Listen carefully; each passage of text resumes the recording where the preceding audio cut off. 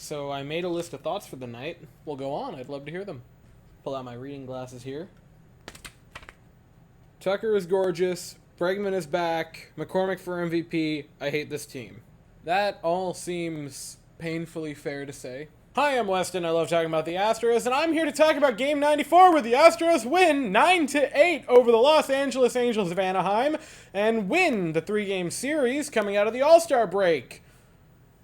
Oh, okay, this is how the team is now. I know that personally my biggest complaint about the 2022 Astros were that they were just too calming to watch, and I enjoyed it too much.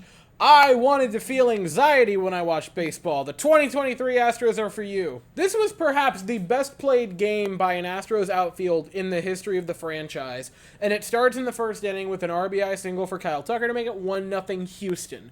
He is a big name in this game. Every outfielder was a big name in this game. But the lead is short-lived because Mike Moustakas in the second inning homers, and it's tied 1 apiece. And by the way, my body just physically rejects seeing Mike Moustakas in a Angels jersey. I can't comprehend it. He is always going to be a Royal or Brewer to me. Seeing him in red is just weird. Then in the fourth inning, 2 RBI double for Trey Cabbage, real name by the way, and it is 3-1 in favor of the Angels. And then, for a long while, for a very, very long while in this game, it's quiet.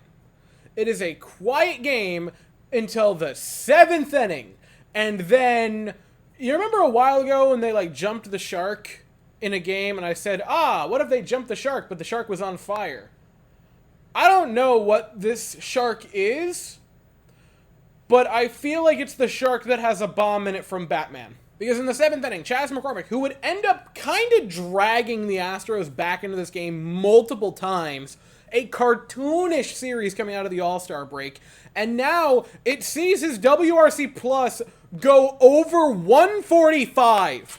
And I need you guys to wrap your head around the fact that McCormick is putting up genuine All-Star caliber numbers without doubt.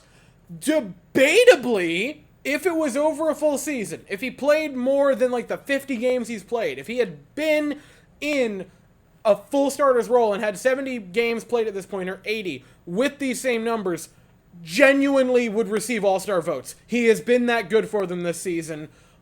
Homers, right? Astros are within 1, and then 2 batters later, Jake Myers homers, and the Astros tie the game up at 3. But ladies and gentlemen, this game is just barely getting started. Because then you turn it to the bottom half of the 7th, and Trey Cabbage, again, by the way, whack. Anyway, single, the Angels have a base runner. Then Zach Neto sends him all the way home with an RBI double to restore an Angels lead. Now it's 4-3. Then Cannell intentionally walks Shohei Ohtani, which is strange to intentionally walk him and then immediately pull him, but regardless, that happens. And then you bring in Rafael Montero. Why? I understand that you had to completely drain the pen last night in that disaster. Montero's the move, really. Okay, we're gonna discuss that in a bit. We'll come back to it eventually. Mionk gets hit by a pitch by Montero, and then Taylor Ward a base clearing double to make it a 7-3 Angels lead. And here's another implosion, and then Mike Moustakas with a super deep flyout. I thought it was gone. It probably would have been Kyle Tucker with a very nice catch to make the final out of the inning and keep it a 4-run game.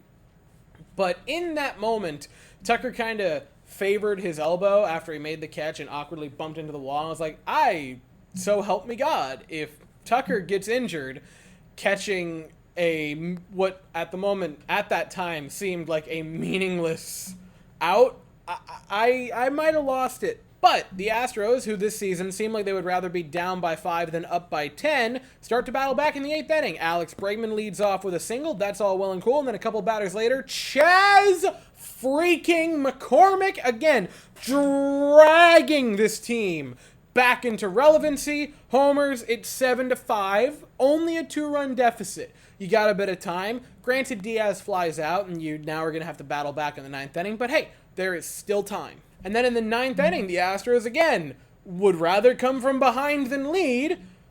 Madriz gets aboard with a walk. Nice. Cool. Kessinger with a single. Okay. The tying runs at first base.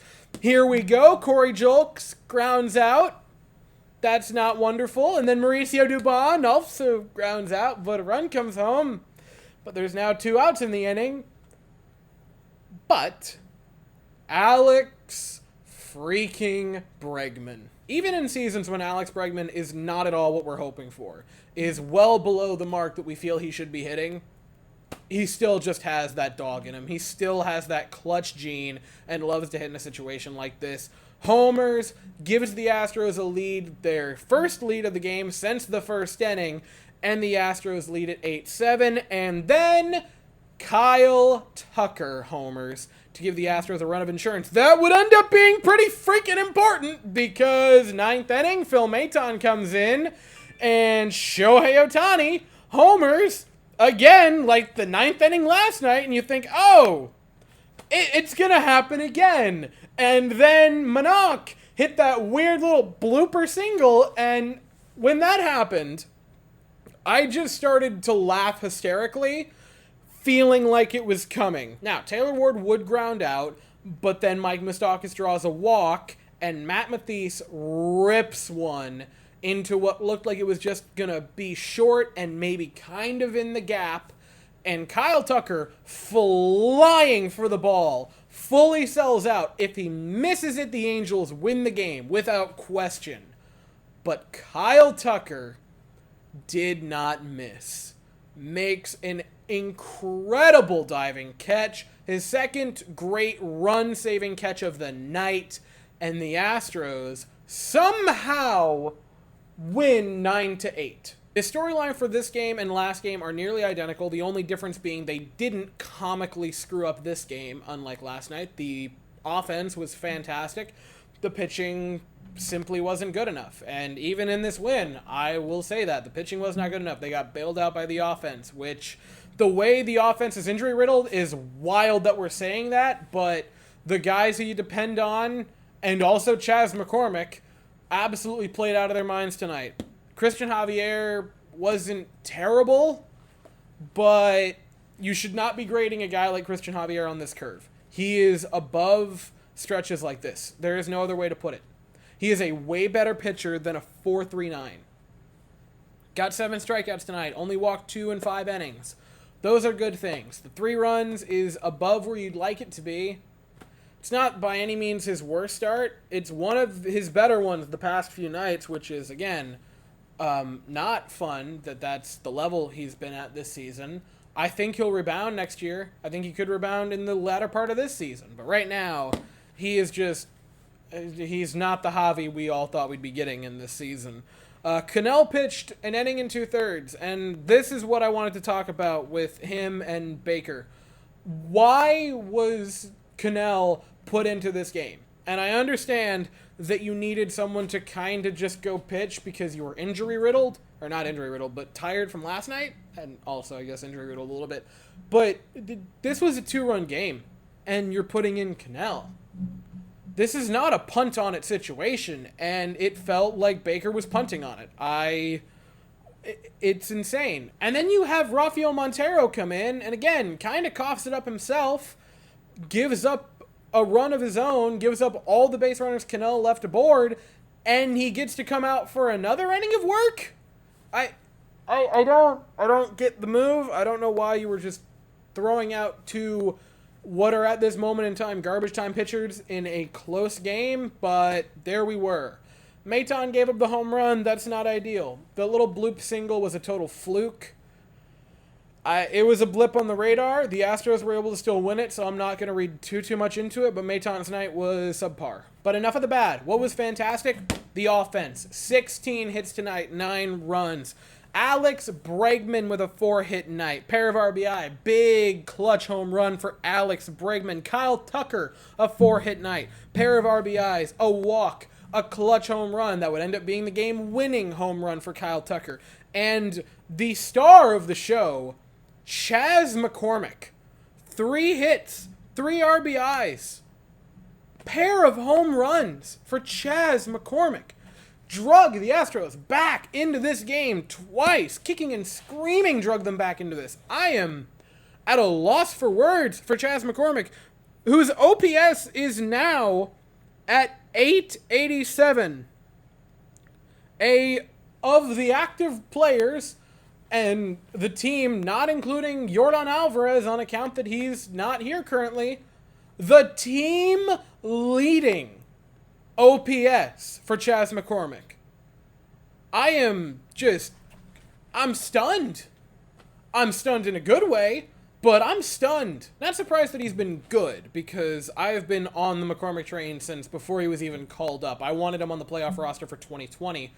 I thought he'd have a good season. I thought I was being pretty bold when I said a 120 WRC plus for Chas McCormick. I knew the unbelievable elite defense was going to stay for him. That's a given. He's fantastic in the field, one of the premier defensive center fielders. But an 887 OPS plus, that's not a that's not a bench player. That is a, without a doubt, has to start every game. That is a genuine all-star. Maybe more over a full 182 or 162 season. He has blown me away, and I have never been happy to technically be wrong, because I said 120. Chas McCormick this year, guys. Absolutely ridiculous. I am almost speechless, he said after talking for over a minute and a half, gushing about Chas McCormick. And to round out the offense, I will throw it in there, Greg Kessinger. Pair of hits. Good for him. So the Astros get to rest up tomorrow, and they're back at it Tuesday night in Colorado against the Rockies. The Astros will send Hunter Brown to the mound. The Rockies have not yet announced their pitcher. That game is at 8:40 Eastern, 7:40 Central, and I'll be here afterwards to talk about it. But as for right now, that is all I have to say. So if you enjoyed the video, please consider to like and subscribe. Thank you all so very much for watching. I hope you all have an absolutely fantastic day, and as always, go Astros.